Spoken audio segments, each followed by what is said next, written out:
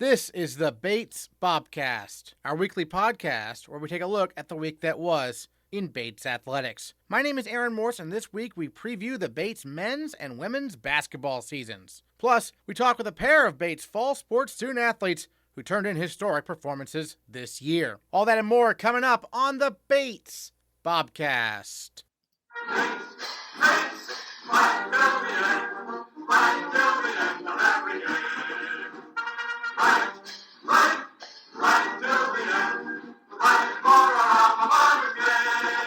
The Bates men's basketball team is eyeing a bounce-back year when they open the season this Saturday at 2 p.m. when the Bobcats host Clark University at Alumni Gym. Bates men's basketball all-time career wins leader, head coach John Furbush, previews the season. Well, Coach, obviously coming into this year, you've got a clear leader in Stephon Baxter and what he's been able to do throughout his time at Bates. He's now a senior here, so what can you say about what he's been able to do during his time and what you're looking for maybe from him as kind of the next step this year? He's had an interesting path here, given the COVID year where that would have been a great transition sophomore season to play with a guy like James Mortimer, where he wouldn't have to take the burden of everything. And so he kind of went from a freshman role player to a junior who was playing 35 minutes a game and had to do everything, right? So to gain that experience last year and now moving into this year as a senior leader, he's just shown so much development, not just as a player, but like bringing guys together after a really challenging season.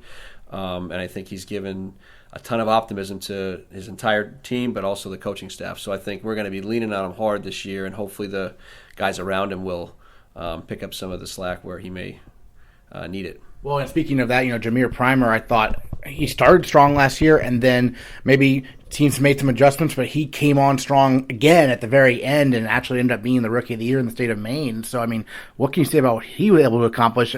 A guy who you didn't know much about, right, coming in? Jameer this is my 15th year, Aaron, and I have finally got somebody who kind of fell in my lap.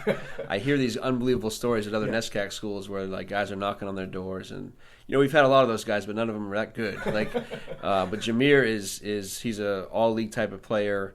I think now that he has a year of experience under his belt and kind of knows what to expect, he's on every scouting report now. But he's also going to be the beneficiary of you're still going to put your best defensive player on Steph, and so he's going to have a secondary defensive player on him, which I think is a mismatch. And just maturity-wise, too, I think you don't know what you don't know. And now that he knows, you have to play at a certain level every day and practice every day in a game, I'd like to think this would be a pretty good breakout season for him on both sides of the ball. He's an elite defender. That's one thing that I've been impressed with him so far this season, so I hope to lean on him more on the defensive side. I thought his shot really came on strong last year. Early on, he wasn't hitting outside shots, and then he started knocking those down. Yeah, his confidence shooting is incredible. I mean, in practice, he's one of the few guys I feel like are consistently making catch-and-shoot threes, and when he's doing that, he's an impossible kid to guard because he's so good in transition going downhill, and he's physical at the rim. I'm trying to get him to play above the rim again, but he's making it sound like he's an old man, and I'm like, yeah, you got one season in you. You're fine. You can still dunk the ball, Jay. Come on, man. But yeah, he's good. Excellent. And then so those are obviously two of your key guards. Tell us about the post players and what you expect to see from them this year. Yeah, we have 4 guys playing the 5 this year, and they all are entirely different players, which is unique. So I think we have like a 4-headed monster we can throw at different teams. Steve Ward is more of a 6'6" bully, and he's not. He can play above the rim, but that's not necessarily what he's going to do defensively. But he's got good ball skills. He's always getting us to our next action. So I think he's going to be a great starter for us. And then between Cam Riley, Devin Harris, and Shawer Mayen, those guys all bring unique dynamics. Cam can really shoot it.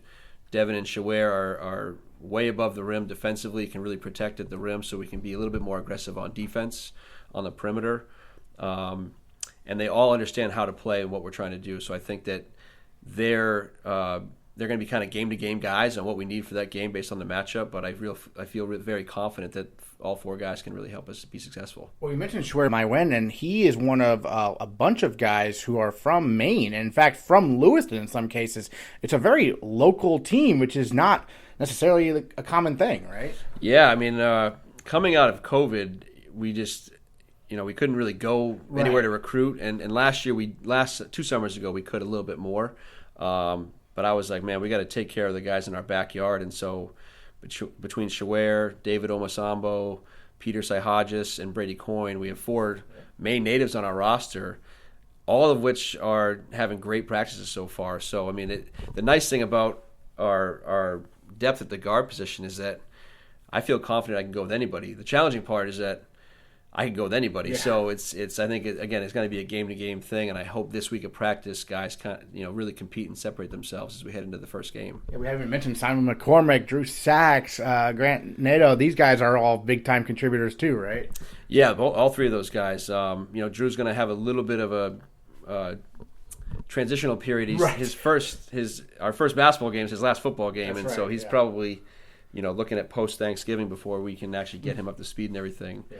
But yeah, Simon's great, Grant's great. Both of them are making cases to start, and I got some tough decisions to make. But these are the decisions I'd rather have than a cliff after 4 or 5 guys. Sure, yeah, and then obviously Simon last year really had some strong moments, and really what was his first season, right? I mean, he's a junior now, but last year was his first year, and he got Rookie of the Week. Seems like almost every other week it seemed like in Maine the way he played, right? Yeah, he's somebody that.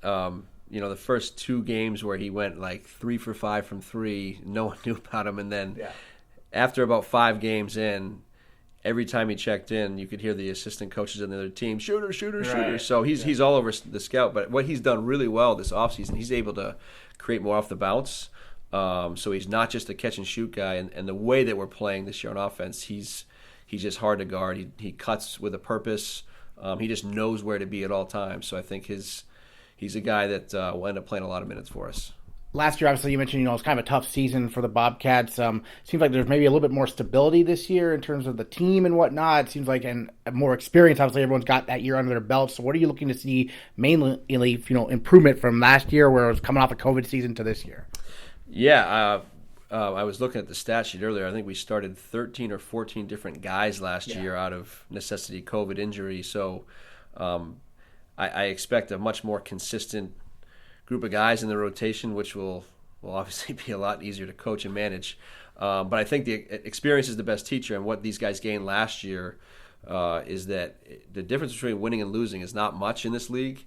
And I think of games like Colby, Amherst, Tufts. There's 3 off the top of my head where we were in position to win all those games, and we were not at full strength. And you got to execute and do your job in those moments. So I think that these guys should be very optimistic that now that we're at more of a full strength and more consistent rotation, and all those guys are back. So I think that we have a great opportunity to be successul this season. I remember the first NESCAC game of the year last year was Wesleyan. You're missing half the team, and it was quite the battle, though. Oh my God, yeah, we were down 4 starters, and I remember Coach Riley, who was the coach here before me, and he kind of looked down and silently said, "Who are those guys?" They're looking through their scouting report trying to figure out who was who. But we were competitive. I mean, I think it was a 1-possession game, 2-3 minutes to go. Steph had an incredible game that game. But again, that should just give these guys confidence that we have the pieces. We just have to commit to the details and all the things that we're doing with our offense and defense. And I think the ceiling's really high with this group. We showed that the floor was pretty low last year, but I think we should feel good that we have a chance to be very good this year. Tell us about this first year from Colorado. We mentioned all the Lewiston kids. We have a first year from Colorado who sounds like pretty exciting prospect here.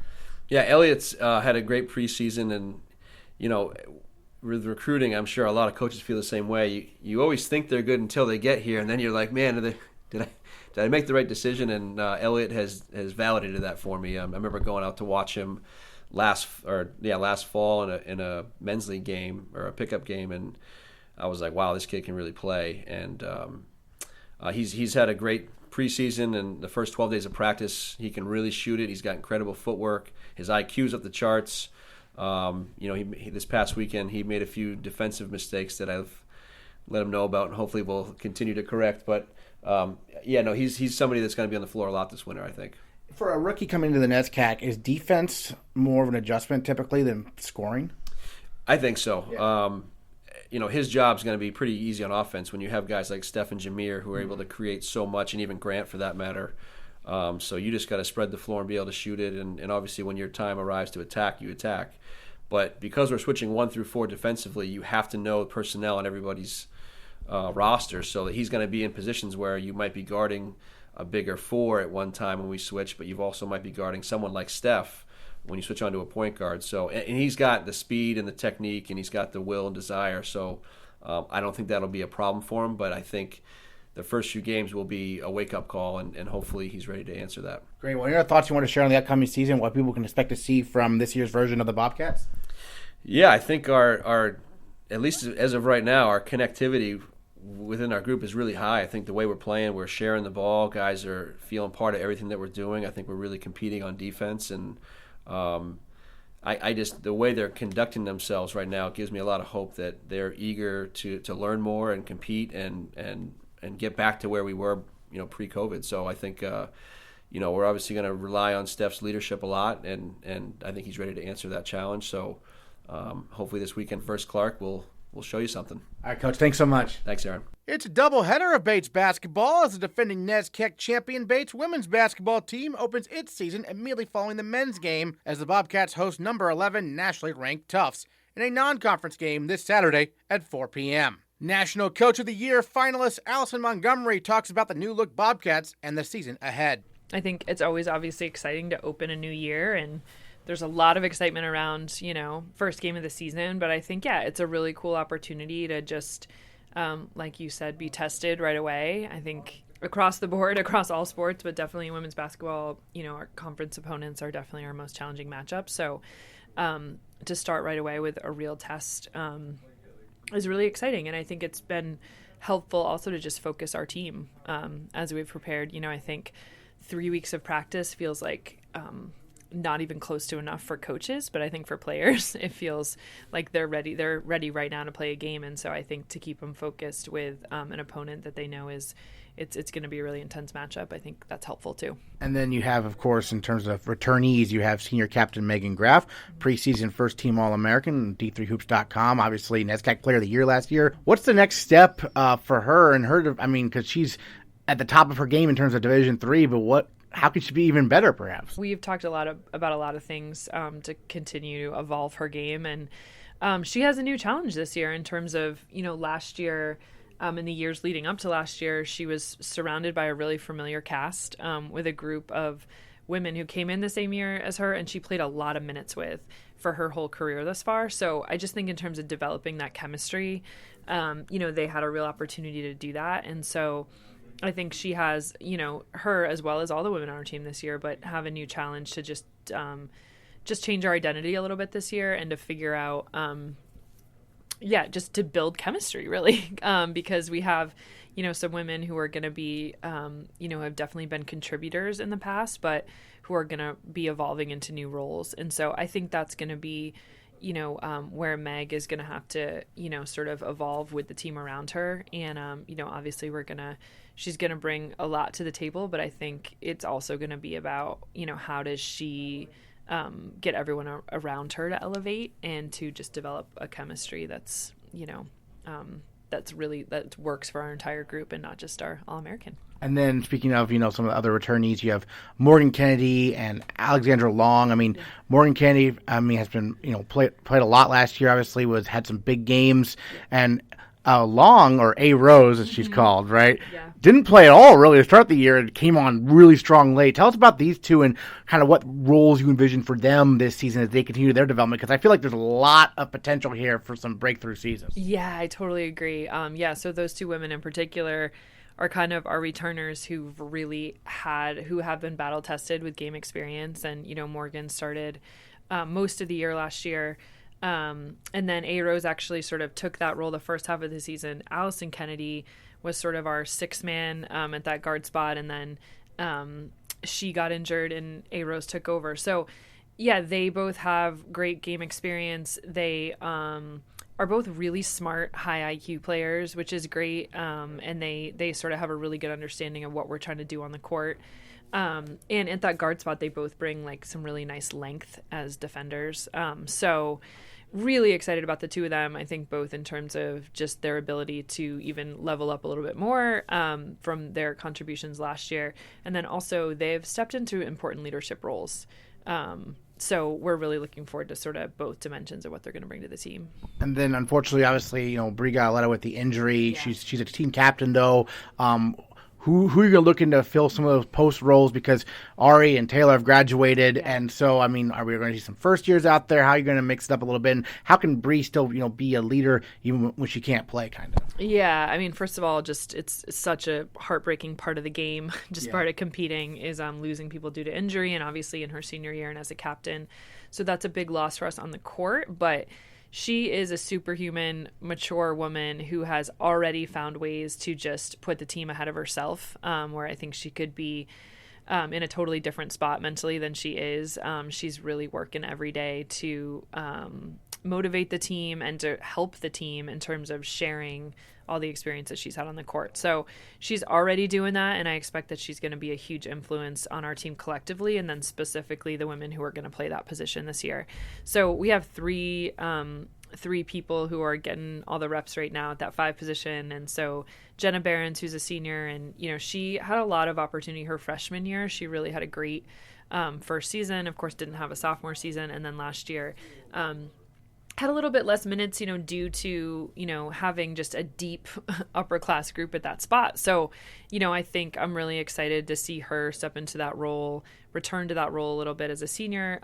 We have Delaney Wachiku, who's a junior, who's had a great preseason so far. She's just, she has a ton of potential, and she's really played with some recent consistency. So we're excited for her. And then we have a first year, Elsa Delario, who brings a ton of length and size, who we're expecting to kind of round that out. So I think it'll be interesting in so many ways. Like, we're again trying to really figure out, who's gonna rise into those roles. But right now, I see all of those 3 women contributing at that spot. Elsa, for those who don't know, is the daughter of Adrian Scheibels, one of your mentors, right? In terms of the coaching profession, who's now at Dartmouth. So what's it like to have her daughter and coaching her daughter? Yeah, it makes me feel old.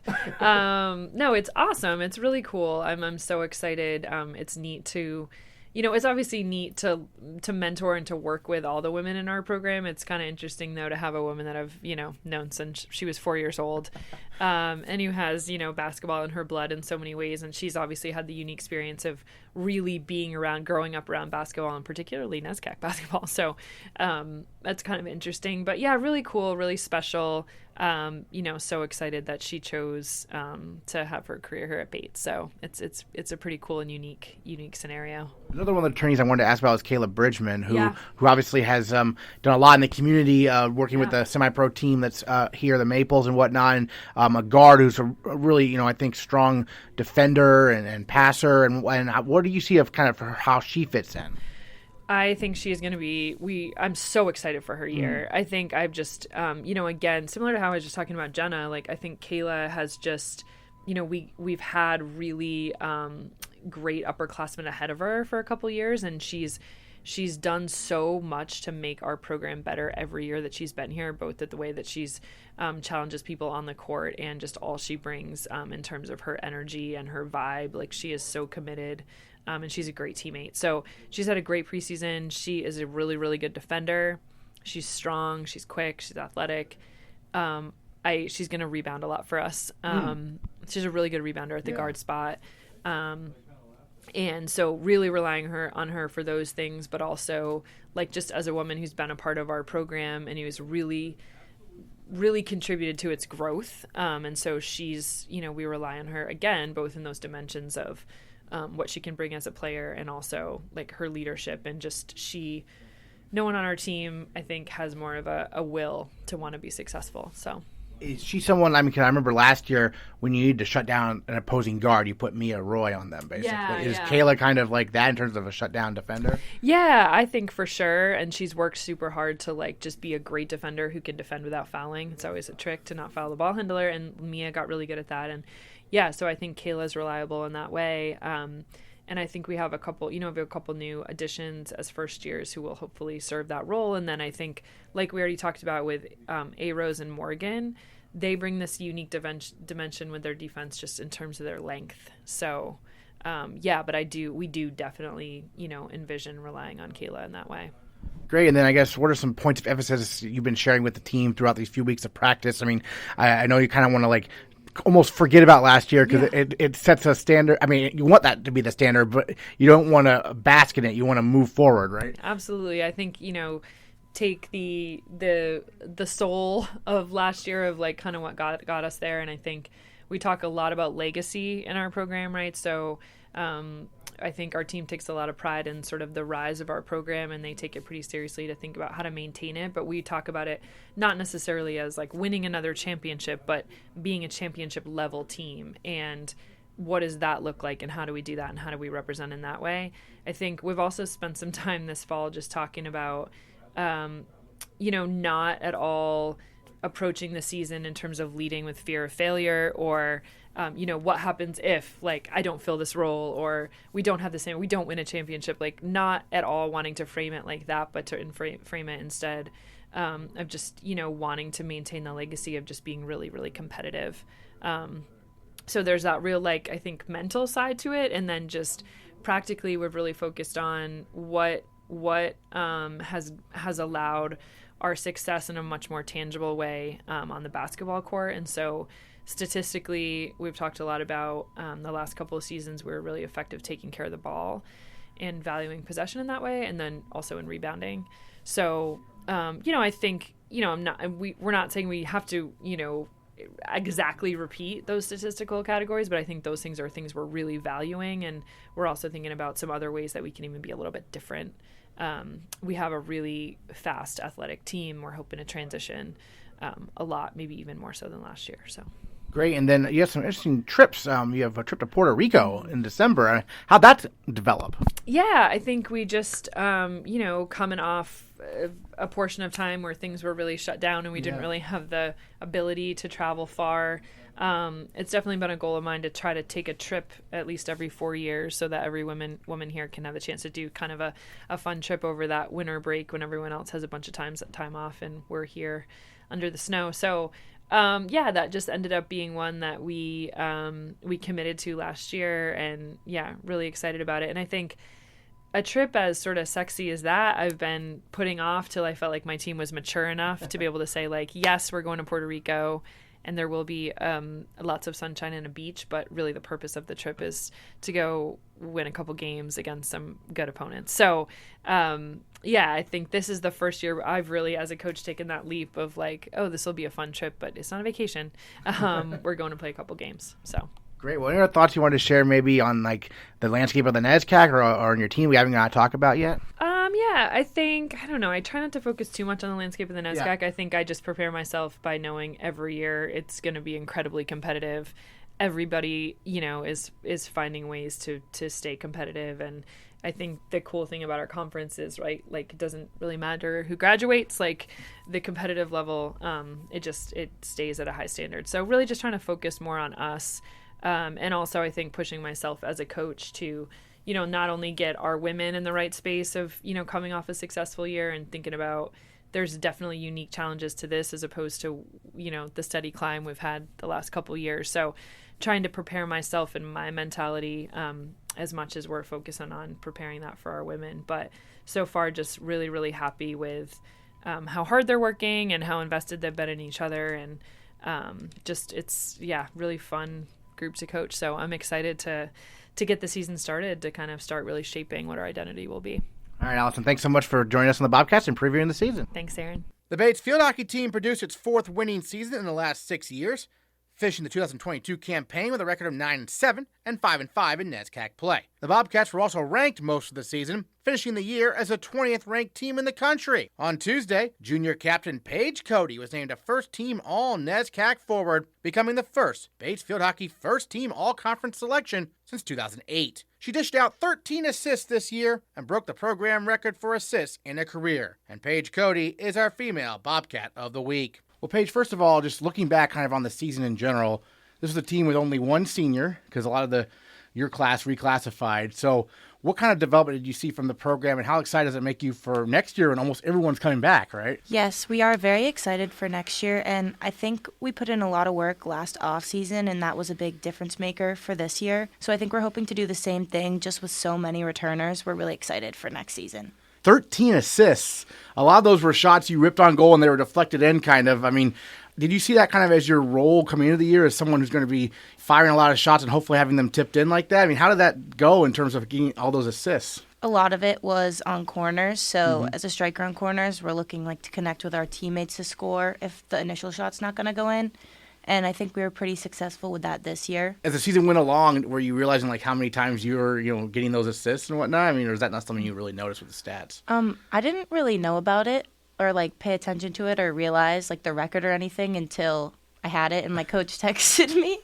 But yeah, that's really cool. But yeah, I think just as a team, we have so many people that can score, and that's why we were able to be so successful because we weren't relying on just like one player or even just two players to do everything. We could really spread it out amongst the whole team, which was awesome to see. Yeah, one of your teammates, also one of the ones who reclassified, Cami Lambert, had a big year. What was it like connecting with her so many times? Yeah, she's awesome. She's always low and ready, working so hard constantly. So it was really great to see like her points and everything reflect all the work that she's put in. Now, you're the oldest sister of three, and all three of the Cotes are from Auburn, right next door to Lewiston, and all play field hockey. So how did that become kind of your sport growing up? So my younger sister, Anna, actually started playing before me. Okay. And it was always something that I wanted to do. So when I got to middle school, I started playing. And then we were lucky we got to play together in high school. And that's when my youngest sister started playing too. So I think my parents are just as into it as we are, which is fun for them to see. Did your mom ever play field hockey or anything like that? Yeah, so my mom actually played in Ireland, so I think she was really excited when we started to get into it. Was she almost like another coach having played or anything like that, or no? Well, the game was really different back when she played, so Right. it's funny for her to like comment on our games and how much it's shifted. Gotcha. So it's a completely different sport, Yes. sort of. Yeah, okay. And then when you were looking at colleges, take us back kind of then, like, what made Bates kind of the place for you, coming from so close by? Initially, I never thought I would come to Bates just because it was so close. And so I knew Danny very well, so I decided to make this like my first tour, not really expecting to like it. And then I loved it and just compared everywhere afterwards to Bates.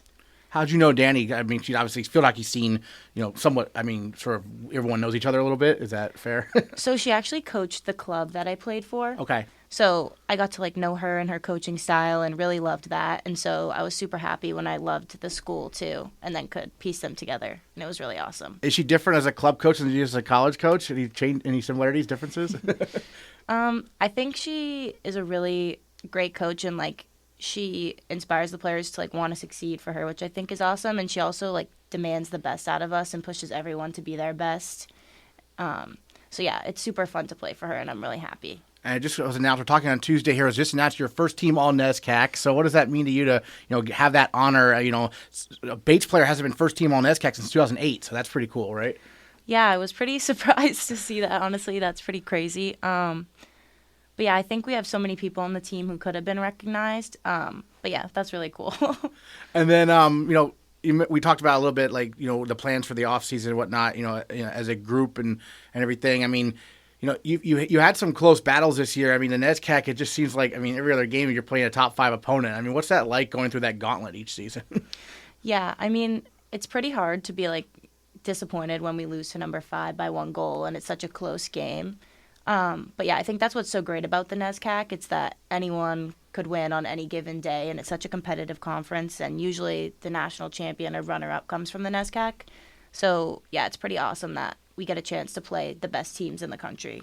Do you feel like the NCAA tournament is a goal the team's going to set like pretty firmly for next year? Definitely. I think especially after coming so close this year and being ranked for the majority of the season, we have really high hopes and expectations for next season, and we're all really excited and ready to start working for that now. Awesome. Well, Paige Cote, the all-time assist leader at Bates, still one more year to go for you. Thanks again for joining us here on the Bobcast. Thank you. In men's soccer, sophomore Tife Agunloye scored 4 goals in NESCAC play, the most scored by anyone in the NESCAC in-conference matches this season. He is the first Bobcat to pull off that feat, and he is our male Bobcat of the week. 4 goals for you in NESCAC play. You're the first Bobcat to ever lead the NESCAC in goals in conference play in program history. Tell me about, the season you had, kind of your second year and, in the program and how you saw yourself develop from your first season, perhaps. I think it all comes down to Coach Noah. once we heard the news that Tyler was leaving this summer, he kind of called me directly after the meeting or a couple of days after the meeting to discuss our plans and his plan for me for the season and what I could work on during the summer and at the beginning of the season. So I owe it all to him and Nano and my teammates for pushing me to be the player that I can be and motivating me and helping me get in positions, especially Alex Worsovitz and Henry Kunstler. Those are two of my close friends on the team that we worked a lot this offseason on movement off the ball and finishing. So I think just overall being able to score 4 goals is a great individual accomplishment, but we weren't able to make NESCAC playoffs, which is, I think, our ultimate goal for next season. Right. Well, you guys did have a pretty strong finish of the year. A lot of ties. A lot of ties. And obviously, one of those ties was the 4-4 one against Wesleyan. I think it was 4-4. It was. Yeah. Which is incredibly high scoring for soccer. You had 2 goals in that game, so that was one of the more memorable ties, I suppose. Take us through that game and how that went, because you guys had to rally from down, right? Yeah, we were down 3-0 at half, and we kind of spoke amongst ourselves at halftime. And Noah and Nano came in afterwards, and we just came to the conclusion that we had nothing to lose. We understood that we loved playing for each other and playing together, so we just kind of channeled that and decided to just go all out and play like we had nothing to lose. So at the end of the day, we ended up tying the game, which was great. My parents were there. My club coach was the assistant coach in Wesleyan, so it was good to kind of rub that in his face. Well, yeah, because you went to high school in Connecticut, right? Yes, I did. So tell me a little bit about growing up, perhaps, before you went to high school, but like growing up and when you started playing soccer, what really got you into the sport? What got me into the sport was actually my uncle on my dad's side. He came over from Nigeria, and we just started kicking a ball around in our backyard. My brother and I have a twin that goes to Bowdoin, so they're in NCAA. They found out yesterday, which that's all I'm going to hear about over Thanksgiving. Right. But, yeah, we grew up playing together. My parents played a huge role in helping us just develop as players, getting us on teams, providing us with the equipment and the gear and the goals, and just driving us to practice. So we're super appreciative of them. And we went to boarding school, so that was also an experience in terms of developing away from home and without our parents. So boarding school in Connecticut then? Yes. So where'd you grow up then? Connecticut. Oh, but so okay, like an hour away. An hour away from boarding school. Yeah. Gotcha. Okay, gotcha. And then, what made Bates kind of the place for you when you were looking for colleges? I think NESCAC. We understood that NESCAC was one of the best leagues in the nation. Tyler and Noah did a phenomenal job in the recruiting process, and they made me feel wanted as a player and as a person. And talking about it with my parents and understanding that I'd not only be challenged as an athlete, but also academically, played a huge role in choosing Bates, and I love it here so far. So, made the right choice. Great. Well, academically, yeah. What are you studying? Philosophy and economics. Gotcha. What got you interested in those fields, perhaps? I don't know. It's kind of hard. I've always been interested in business and also philosophy. I can't really pinpoint what is interesting about it, or I find it interesting. Some people don't.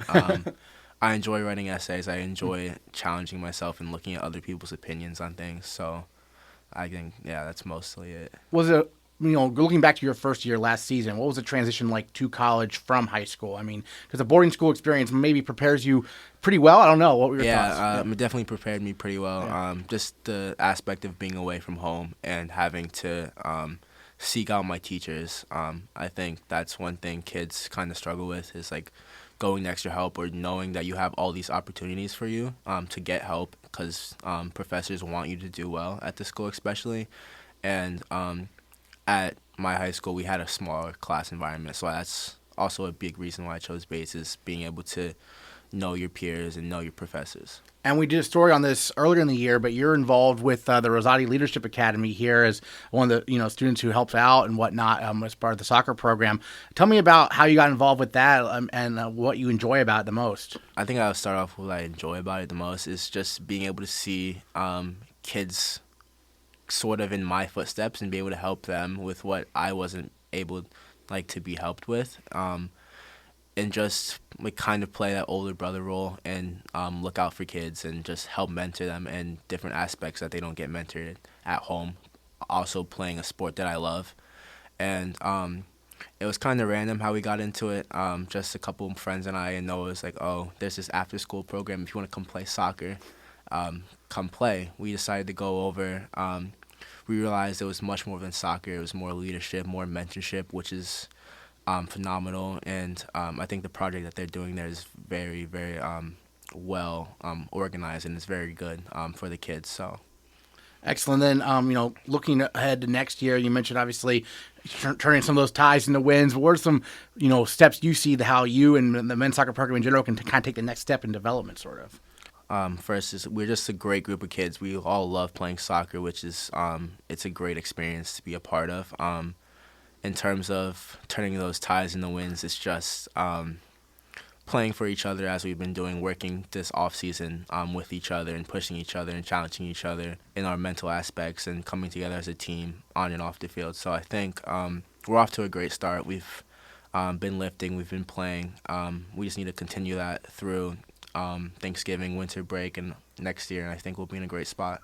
Tife, thank you so much for joining us on the Bobcast. Congrats again on being the leading goal scorer in conference play in the entire NESCAC. Thanks again. Thank you so much. The football team fell to undefeated Trinity on Senior Day despite 2 more receiving touchdowns for Christian Oliveri. Head coach Matt Coyne looks back on the loss and previews the final game of the season this Saturday at noon when the Bobcats visit Hamilton.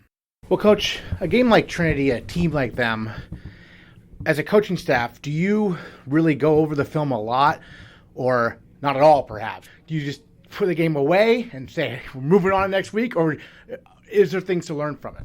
I think there's a lot to learn from it. In regards to the film, I don't really watch much of that. Obviously, they were physically imposing on us, and that was a litmus test for the future of Bates to see where you have to get to. And I think that's one of the biggest lessons that we talked about with our guys was those kids at Trinity didn't show up looking like that. They obviously put a lot of work in the weight room. They put a lot of work in the continuity of their systems. Their coaching staff's been together for 15 years. So, that has a lot to do with their success. A lot of respect for their staff, a lot of respect for, the success that they've had. But that's a litmus test for the future here and saying, hey, guys, if you want to be up there, you got to put the work in. And we will. And I think, you just got to, at times lick the wounds, learn from it, and get ready to move on. And we flushed that pretty quickly. I didn't think the kids gave up by any means. I think they were the better team, and they were better than us. And we rode with them, and I kept saying to the guys out there, I'm right here with you guys. You know what I'm saying? We're in a bad, cycle there, and just got to learn from it, though. That's all we could do. And then, obviously, Trinity, there were some big plays in the game, but you got them to third down when they were on offense a fair amount of times. So they were just able to convert a lot of those. But that must have been, encouraging in terms of, forcing them to kind of earn it a little bit. Yeah, I think we did some good things at spots. They just were able to convert the passes. And, Spencer Fetter's a good quarterback. And the kid Clapp and Devontae Reed, they have great size. And then their O-line was, I thought we did pretty well in some of our pressures early on. We got a couple sacks and did some things to discourage them, but we just had too many bonehead errors accompanied with, playing a really quality team. It can turn into that type of outcome. Colton, sophomore quarterback for you guys, 14 touchdown passes, also 14 interceptions this year. So he's been obviously, airing it out quite a bit. What have you seen from him? He threw a couple picks early against Trinity, then it seemed like maybe settled down a bit after that. But, tell me what you've seen from him and what the next step is for him to maybe cut down on those picks. Yeah, I think it's, obviously snowballed on him a little bit. We set a few protections, the wrong way a couple times. That really aided in it. And, for him, I think it's just, continuity in the system and understanding how Coach Thompson's thinking and when he's calling things, where he wants him to go with it. I think, also we had a couple opportunities there where we could have held on to the ball a little longer for things to open up. And we sort of got, a little bit of happy feet there. But Colton, what I talked with him about is, we had a bad game against Colby in that second half. You came out against Amherst next week and played a great game. And I think that's one of his best attributes. And there's growing pains with a young quarterback, and I think Colton's grown up a lot over the year, and his best trait is that he forgets it, and obviously we have to eliminate those mistakes as we move forward because you can't be at a 1-to-1 ratio. touchdowns, interceptions. Obviously, a few of those being on fourth down where we were throwing some up earlier in the year. So, but still too many turnovers, and he'll clean that up, and we'll work through that, especially with the offense there. We talk about it every week, but Christian Oliveri, once again, I mean, that catch and run where he just outraced everybody on the Trinity was pretty impressive. Yeah, I mean, that was one of the bright spots, the few bright spots on the day on offense, quite frankly. And Christian's done it all year. Like I said, I think he's a top quality player in this league. He's one of the best receivers in the league. I'll stand by that. And he's just comes to work every day, and he's motivated, and he just has the ability to make plays. So he's been a heck of a player for us, and a great human being as well. What was it like before the game to be able to honor these 20 seniors who have been through a lot here and obviously kept the program stable? Yeah, I think that's I talked with them Friday night actually, after talking about sort of what we were doing for the festivities and getting things aligned, and I can't put it into words really. It's been pretty special to be a part of it. Regardless of the record, there's been a lot of growth in this team. There's been a lot of growth in this program. We're on the right direction, and these guys have a lot to do with that. And I think, like I said before, they'll realize it after they've left here, and they see sort of the part of foundation they have. But more importantly, from us as a staff, myself and the rest of the staff welcoming us in our first year together, and being able to trust in us and come to work with us every day through the good, the bad, the indifferent. That's something that I appreciate on a very personal level. Great, and then this upcoming Saturday at Hamilton versus Bates has been some pretty classic games the last couple times these two teams have squared off. I'm sure Hamilton is looking to get some revenge this year, and obviously it's a long trip out there, right? Yeah, I mean, another thing we talked about in that Sunday meeting was, we're going to find a lot about our team this week. They have every excuse in the world to fall back on right now.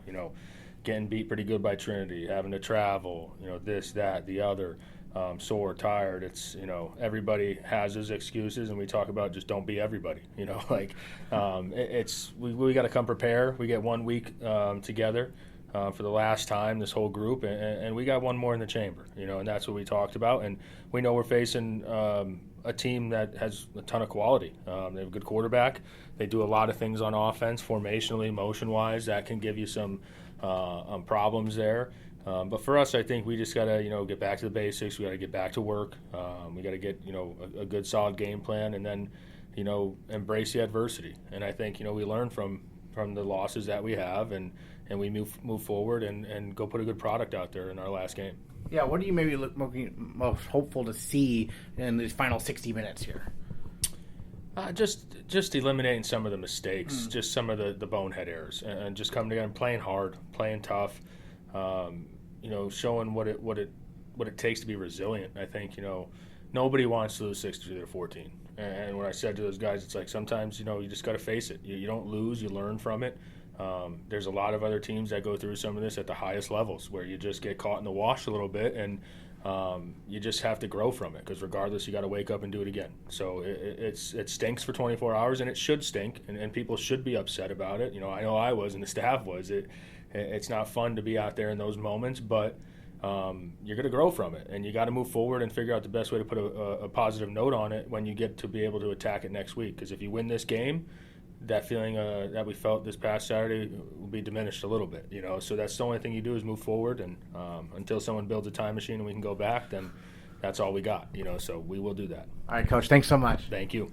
Next time on the Bates Bobcast, we'll recap the season openers for the basketball teams and look back at the NCAA East Regionals for the cross-country squads. Plus, we'll preview the squash and swimming seasons. That's next time on the Bates Bobcast.